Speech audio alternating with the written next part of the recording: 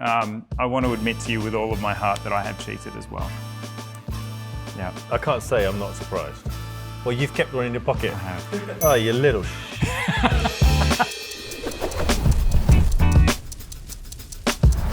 If you live in America and you're into watches, you have to check out Time+Tide. This is our new clubhouse, 460 Broome Street, Soho, in an emerging watch district. There's so many shops around here, but nothing like this. We're one level up above the street. It's super serene and calm. We have all the impossible to get watches from the internet here, as well as events and launches. Brands like Studio Underdog, Furlan Murray, Serica, Baltic, Christopher Ward, all the brands you've seen on your watch-loving friends' wrists are here to try on and to buy. And in the city that never sleeps, we don't either. We're open 7 days a week from 11 a.m. to 7 p.m. So come on down to Time+Tide New York, 460 Broome Street, 11 a.m. to 7 p.m. We'll see you at Time+Tide New York. Hey, I've got to admit something to you. This man here still gives me that I can't believe it's the guy from YouTube vibes. It still happens. No, shut up. How many years? How many years? Adrian and I are in the London Discovery Studio. Adrian, we're going to go to war today. Yeah, and there's going to be an obvious loser. Yes, it is, yep. Just to my left. We are taking this 3-watch throwdown format. We are turning it on its head. We're going brand on brand. It's somewhat obvious, that brand. Yeah, but it's a brand that I feel like we had a moment with at Watches and Wonders on quite a few occasions. We absolutely did. And also I think it's come into our story a lot. We're going to talk a lot through this about the story of Tudor and the way it's wound through our lives. But mostly we're just going to go to war. And hopefully, this just gets dirty really quickly. Nice. I'm not going to swear. This gets dirty really quickly. Maybe you can beep it out. You ready to go, Adrian? Let's do it. So we're in the Library Lounge in London. The rules are 3 watch collection Tudor style. Amazing. You ready to rumble? Yeah, done. Okay, let's go. Sweet. Who's got keys? Get me some keys. Obviously, you get to keep your selection. Just kidding. Get to keep it. Nice. It's absolutely guest's advantage. You get to choose the first. Go. I'm going to have to go big. Okay. I'm worried you're going to take it. It's the Pelagos Ultra. Ah! That's... I'm glad I went first now. Okay. It is such a beast. Oh, look at this. I need to recalibrate immediately. Epic machine. Yeah, okay. All right, 1. I'm going to choose the 58 Burgundy on 5-link. Oh. Okay. I had a backup for the Ultra. But what's your second? If you choose it, I'm literally going to kill you. Oh, no, I want to go full Captain Boring and do monochrome. Nice. There's one right here. Oh, there it is. It's just so sexy. Get me the LHD. My secret weapon. You didn't pick it. It is nice. That's it. Thank you. I want to admit to you with all of my heart that I have cheated as well. Yeah. I can't say I'm not surprised. Well, you've kept one in your pocket. I have. Oh, you little sugar bag. But I didn't want Adrian to get it. And because he got the Ultra, I think it's even more fair. Could I grab this lovely blue dial? Is that the 36 or 40? I can't tell. No. Sorry, the blue dial. Black Bay 1. Well, you're already forming your opinions. I suggest you wait to hear for the reasons that Adrian has chosen an inferior group. I feel like it is. It is. Had I seen that sodding Dune Ranger, I would have... Yeah. All right, I'm going to change it. Oh, God, James. What Can I swap it for this white dial? Oh, the Chrono. The old Chrono. panda. All right, ladies and gentlemen, you have seen the 3-watch collections, but you haven't heard why. And even though I know that you'll vote for mine, Adrian may be able to sway your opinions. But before we get to this, Adrian, how the hell are you? I've not seen you for so long. We haven't sat down together for... That's because you keep running away. That's true. It's all about Adrian. I needed to open New York to have a reason to get over my heartbreak. Get some distance between each other. I've been well, man. I've been busy.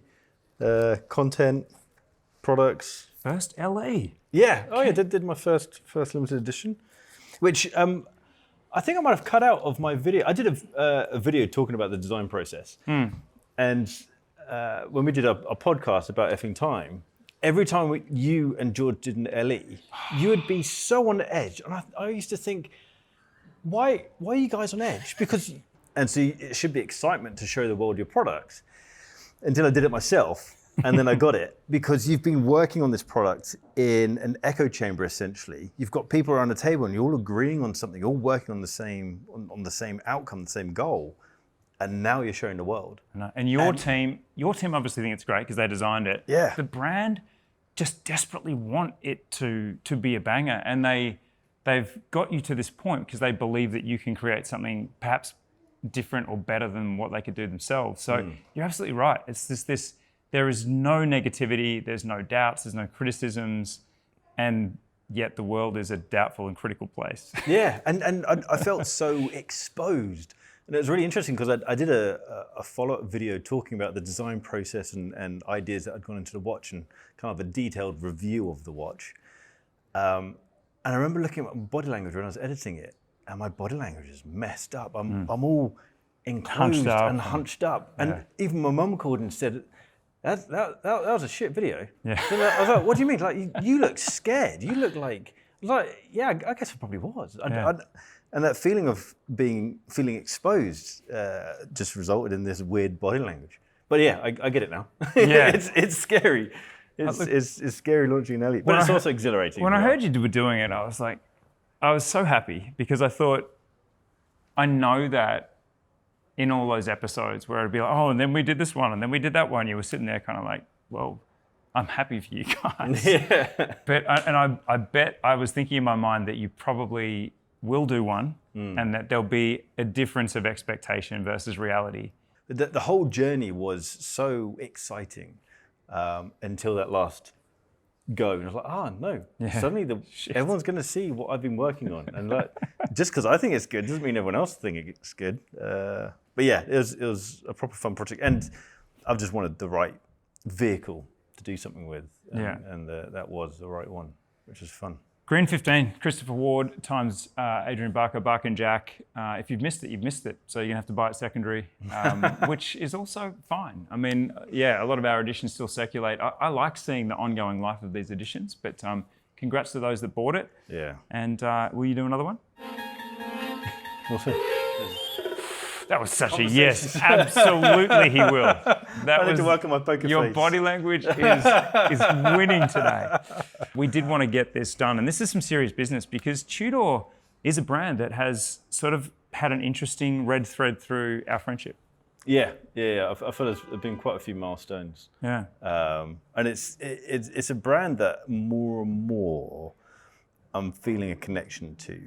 I've very openly and I do a lot of content around Rolex, but I feel like Tudor is, there's so much more coming from Tudor that I want. And the more I look at this table, the more I feel I'm getting poorer because I want these watches. The brand's on a huge tear, and the evolution of the brand since 10, 11, 12 years ago has been kind of extraordinary. So, and we talked about that a little bit on the show, but shall we get stuck into this? And I think a lot of that journey will get teased out. Yes, sir.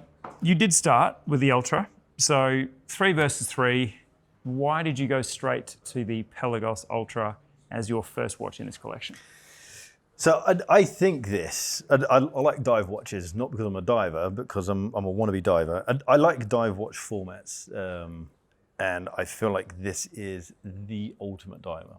Of all divers on the market, I feel like this is it. Anything beyond this is simply, this in itself is unnecessary, but anything beyond this is just 100% unnecessary. It's truly superfluous. Yeah, exactly. This does everything you possibly need it to do. And they've managed to make this really beefy case weirdly wearable. Yeah. And it's like, I haven't got the biggest of wrists, so my wrists are 6.5 inches, and this is a 42, 43 millimeter watch, and that's totally achievable for you. It's big, but it's so wearable. And I love it. The little blue on the dial, when I first saw it, I thought, shouldn't that be red? But no, it's that teal blue, and then the way that it's also in the clasp adjustment, just that little pop there. Yeah. No, I absolutely love this watch. Yeah. And it's epic. And it's the first real step from Tudor into that over-engineered completely unnecessary. It's a statement of intent more than it is meant to be used at depth. Yes, yeah, I completely agree. It's a bit like the Sea Dweller or the Ultra Deep from Omega, and it's kind of like when watches become F1 cars. We don't need this level of engineering, but it's cool to see the brand flexing. Oh no, we can do that. Yeah. You're never going to need what this watch can do, but we've still made it, and I think that's pretty cool. And I think there's so many memories. What the Pelagos brings up to me from our history is that episode of About Effing Time where I mocked it for being drawn by a child. The big blocky hand of the Pelagos. That was so traumatic that I've blocked it out of my memory. I get absolutely roasted for this because I ended up buying a Pelagos. I love this. Oh, this is the FXD GMT. And it took everything I had not to put it in my collection, just because I thought I'd spice it up a little bit. Most of you know that I have it. Amazing. But it does, I have so made peace with this big blocky snowflake hand for the simple reason that I am getting so freaking blind. I don't even know who's filming right now. I'm looking right at you, Pavel. I'm pretty sure it's you, Pavel. Is that James? Is that Barney? I don't know. Is this George, right? I am blind as shit. And this big hand makes it so easy to tell the time. And I've since, you know, sometimes a sexy fact about a watch can completely change your opinion about it. Yeah. Tudor moved to this snowflake hand when the Marine Nationale requested that the Mercedes hand be more visible. And the move from the Mercedes hand to the snowflake hand was 27% more visible to divers than the Mercedes hand that was on Tudor dive watches originally. So as soon as I learned that fact, I'm like, if I could go back in time, I would just bitch slap that Andrew McUtchen guy. But it's interesting how stories and facts can change the context of a design. Yes, because when you learn its function. Exactly. So I've not only made peace with the Pelagos, I was going to go for the Ultra. There are some very high-profile collectors that I won't name that are just completely obsessed with the Ultra as a statement of intent from Tudor, and as it's actually the only and really significant step towards that over-engineered sort of Ultra type of tool that was going to make it my first choice as well. So because you chose that, and look, that is going to be very hard for me to match, I had to cheat. So my first watch is the Dune White Ranger 36. As it happens, yet another moment on the show when I mocked a Tudor design and said the Ranger is the single worst watch in the Tudor catalogue. So basically, everything I've ever said is a lie. It's false. It's wrong. Don't listen to me because I just end up doing a video 5 years later saying I was completely wrong. But I do stand by one thing. The large size Ranger completely sucks. I intensely dislike it still. This locks up everything. It's beautiful. Into the right proportions. Yeah. And I had to hide this in my pocket from Adrian because having had the Pelagos stolen from me, I just had to guarantee that I could get my second I would have chosen that. Had that been on display, I would have chosen that. I want to show you why you choose it. And even with your like slate greys and jeans and everything, it looked gorgeous. But I'm always wearing these kind of tones. And like I'm just not going to get the beige OP. Oh, it looks sick. But like 36, my voice broke a little bit because like when you start wearing smaller watches, it's very hard to go back. I think a smaller watch, 36, I think it's such a sweet point. It's like 40 in a diver, 36 in a non-bezel watch is perfection. Yep. And that dial color they've nailed it with the dial color. So I think, look, in many ways, I was going to concede the round because the Ultra was going to be where I'd start. But I'm not going to concede the round, and I think we're going to go head-to-head. This is the 36 Dune White. The price is unbelievable. If you're putting a gun to my head and saying, Andrew, best first watch for under $3,000, I kind of... Oh, without a doubt. Are you there? Yes. Geez, we're agreeing too much. But it is in my top three. And to me, it's the field watch that references, I don't know if anybody caught the video I did with Mr. Rolex on Tudor military watches, but it gives me a little bit of that Tudor military feel in addition to, like on my own watch today, this aviation roundel from the French aviation unit this anchor symbol is actually from the aviation unit, but I'm really feeling the vibes for Tudor military, and this gives me a taste. Love it. Yeah, that's killer. We're in trouble here. I think we're just far too much in agreement, and at the moment it's Well, you've got. We are going to have a winner though. You've got some dogs. So, excellent. Stay tuned. Normal programming will obviously resume at some point. What's your second choice? My second choice, Captain Boring has entered the building. Is the most boring watch, perhaps on the market. Yep. But at the same time, it's the most perfectly executed black on black dive watch.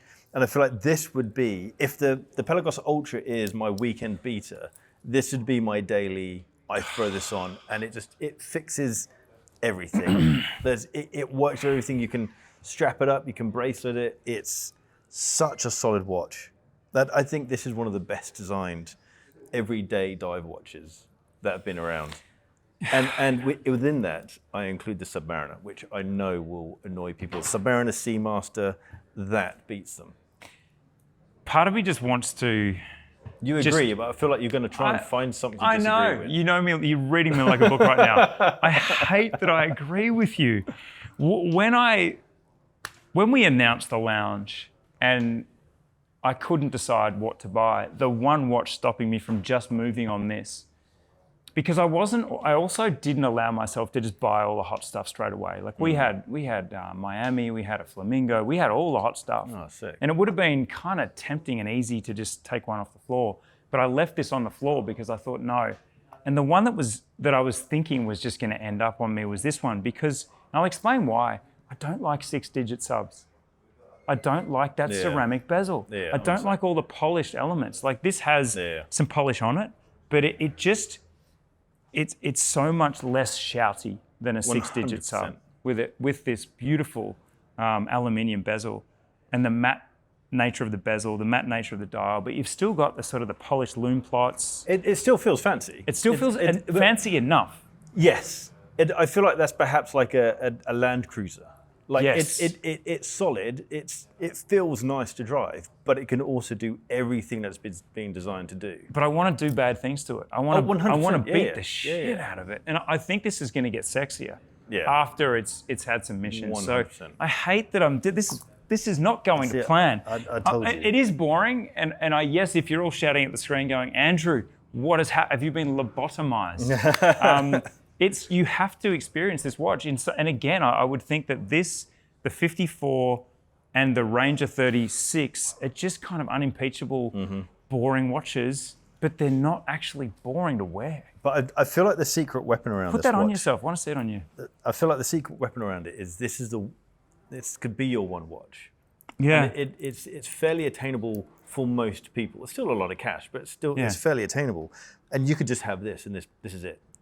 But like, you're done. The one thing I will say that that's mad. The 41, I've talked a lot about how I tried to marry the 41 twice, and we got divorced. It was like a Vegas wedding. Both of my 41s were on and then off the wrist.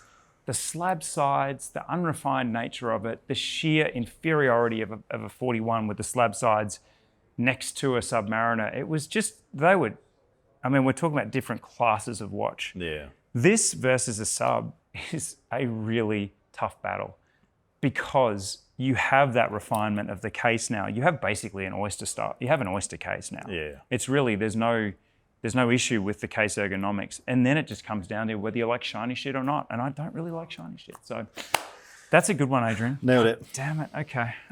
Well, just to be unpredictable, I didn't want to put this in my 3-watch Tudor collection because I own it. You know that I love it. I've talked a lot about it. It's becoming my entire personality. So let's put that to one side. I wanted to go the LHD because I think this is such a little sleeper in the Tudor Pelagos line. And it has the same sort of tonalities of the FXD GMC, that same kind of off-white, almost like a cream, handset and lume plots and bezel. But the quirk of this one that is just so cool, it's really just one trick that I like to do with this, is that it has the roulette date wheel. Oh, right. Yeah, so the date wheel goes red to black. Oh, that's sick. Isn't that I didn't cute? know that. So you've got this nice alternating roulette date wheel. You have the crown. The LHD means, does it mean left-hand drive? I actually don't know what it means. What does LHD mean? Yeah, I think it's left-hand drive. Yeah. Left-hand drive. So it has the crown on the left, which in some ways can be more ergonomic. I've not tried this on before. Yeah. You know when you see guys and they've got like cauliflower ears and it's all messed up and you kind of like, that's a bit of a telltale sign. Here we go. Yeah. That's someone who's like, you don't mess with that guy. No. I feel like the crown on the other side is a similar thing. It's a similar thing. That's like, this guy means business. It's sort of wrong. It's a bit like the Destro GMTs. I quite like the look of it. Yeah. I've never tried this on before, but I quite like the look. I'm telling you, man. But We like can't agree on everything. It would just be this would be No. why the podcast ended. We all just started agreeing too much. We completed everything. We start finishing each other's sentences. I mean, I don't think this is better than the Ultra, but this is a cool.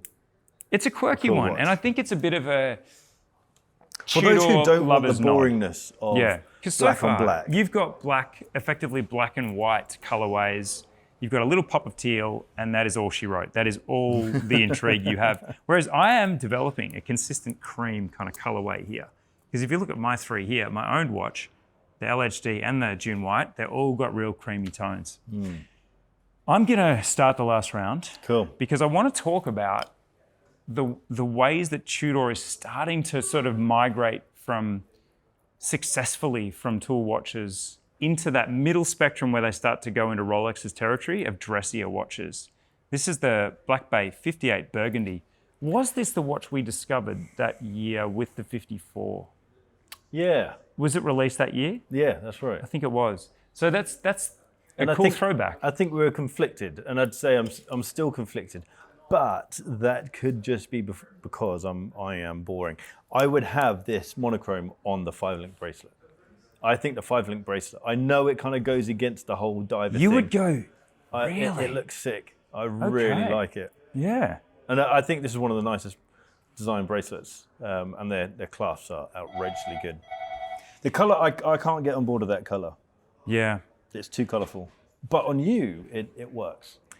That's a nice way of saying it's not for me, but if you'll stoop to that level, that's you. This red, we have a studio manager there. Hello, Bubba. Have a good day. Cheers.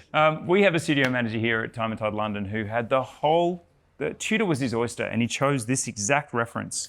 And the red in it is just drinkable. It's just such a lush. It looks like a velvet pillow. The way that you see a bit of a sort of a rounded shape to the dial.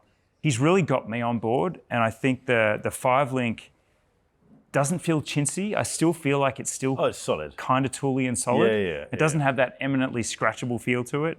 It's just This is giving me Christian Hagen vibes. yes, I know it's the bracelets too, isn't it? Yeah, but also the colorway. Yeah. Yeah. It's that little bit more character. Yeah. Like in the way that you are Captain Boring, he is Captain Exciting. yeah, charisma. So, I mean, that's it. That completes my 3-watch collection. I have It's a good effort. a field watch. I have basically a unit watch, titanium unit watch, diver, Pelagos, and then I have this dressy option that I think you could wear with a suit, tuxedo. You could wear that in a dress context. So I've kind of gone full spectrum.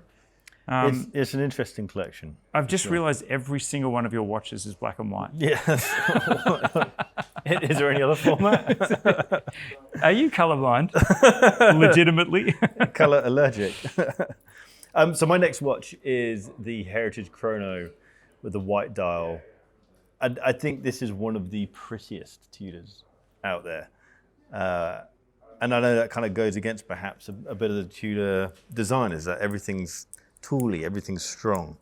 I just think there's an elegant feel about this, which I feel alongside the tooliness is just amazing. How does that go, thickness-wise, versus the Ultra? I feel like that is thicker, but I feel like That looks like it wears thicker.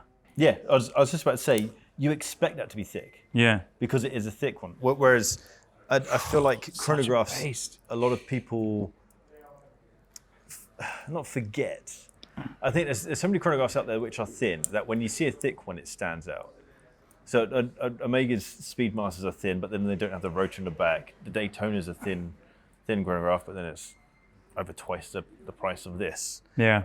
So I think as an automatic chronograph goes, it's the standard thickness, but I feel like that wears thinner. That looks so good. Dude, that's the chink in your armor. That's my takedown piece. I think that this is the missing link in Tudor's armory, a slimmer chronograph. And looking at it on you, I can't get on board that. I just can't. It's too thick. On that statement, tune into my Tudor predictions for 2026. We can only hope that it's a big block. This looks freaking amazing on you, and it's thicker, and it's because I think this is just shaped better, maybe the ergonomics or the case design, whereas that, I just feel like that is a big boy on you, and I'm... The lugs are more angled, whereas these are perhaps more boxy. I'm not sure what it is, but I agree that wears better. But yeah, the Ultra is just such a killer piece, and there's something happening with the crystal. It's a 1,000-meter watch. That's outrageous. So it's just completely, wildly unnecessary, but it just goes so hard. So I feel like between the two collections, we have the best Tudors, but what cluster is it? Because I still think this is a solid piece. Well, I also feel that the LHD is clearly the hidden sleeper in the whole Tudor collection. Like but anyone with an Ultra? LHD. Against the Ultra, well... It's a different vibe. It's a different vibe. They're both tooly. They're both that sort of titanium, that gunmetal titanium, which I just cannot get enough of. So yeah, if we're gonna pair the battles, like this is... Whoa, man. Yeah. The Ultra is just an animal in that cage against this more quirky one with the cauliflower ear. Thanks, Adrian. I don't even know how to pair the rest up because you really have just gone monochrome, monochrome, monochrome. I would do this. I would have monochrome, Ultra, and the Dune 36. This would be your three? This would be my ultimate three. Yeah. I knew that I had to hide the Dune White to get it in my collection. And that's about as adventurous as you get, just going out off-white. This is outrageously adventurous for me. Yeah, and yet it is probably the most boring watch I've ever seen. It's cream hands, cream dial, black handset, black 36. numerals, black indexes, black logo, 36. But it's just, there's something, you have to try this. You have to try it because it'll get you. It's like famous. a hot hatch in the car world. It's small but beefy, like a little Golf GTI or something. Yes, exactly. So there it is, guys, girls, everyone. We went to war. I don't know who won. I feel like, well, clearly I won, but no. I don't know that it's going to be that easy to judge this. I think that just said that I won. Why are we such fanboys for this brand? I mean, so I feel like there's a bit. I don't know what sort of shape of graph it is, but I feel like when it comes to watchmaking, there's a point in which you're just spending money on makeup.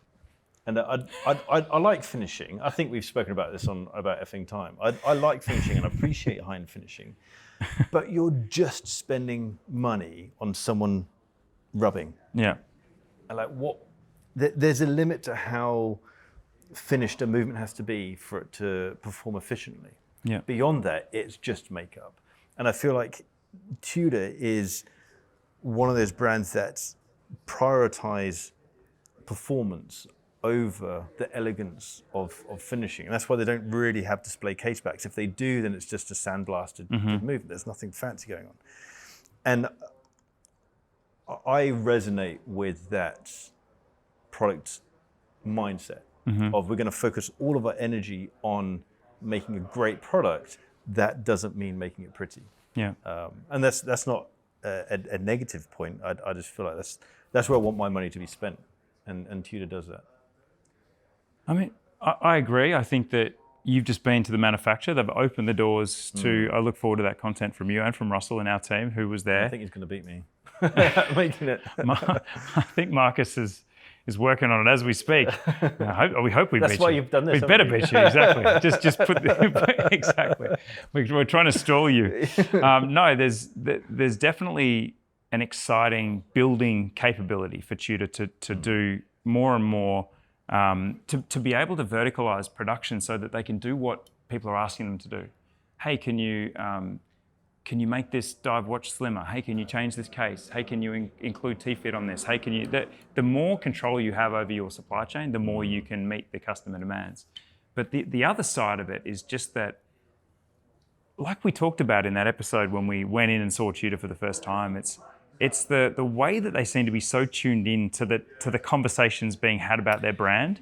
And they're just kind of like one step behind and then ahead of all the things that people want. So I have no doubt that there will be that chronograph. And at that point, it's really going to be hard to head Tudor as a brand that don't charge you for the makeup. Yeah. What you've just said about they know what people are saying, I feel like that could be the difference between them and other brands. Yeah. Is that where you don't feel listened to, and the brands feel like they're above you and you're somewhat insignificant. I feel with Tudor, there's an element of friendship, an element of we're part of this gang. Yeah. Oh, you want this? Okay. Well, I felt that with the lounge. Like 2 years ago, I just said, hey, imagine if in London there was a place that was more like a clubhouse. Would you ever want to be involved? And the longest conversation, the most sort of hurdles to jump, all of which were worth jumping. And, in fact, it was just a joint effort to make it great. But who else would do something like this with someone like us? Like we do not stand in retail with their cohort, but the brand were like, absolutely, let's do something. Punk. It was pretty cool. It's kind of punk in its way. But there it is, 2 3-watch collections from Tudor. What would yours be? We are going to read the comments, Adrian. I mean, we always do. It will upset you. We'll see about that. That just makes me so motivated for you to pick me.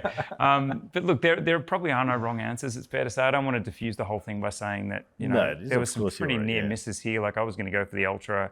I begrudgingly love the Black It's just a long list of excuses as to why he lost. But I understand this. You're trying to take the higher ground. But well, it's up to you now. It's over to you. See you in the comments. Thanks for watching this, Adrian. Thanks for being here. Thanks, man. This is cool. This looks amazing. Thank you, man. It's cool. just awesome to spend some time with you. And then tonight, let's do it for some people. Indeed. Cheers, man. Good seeing you. See you on the next one.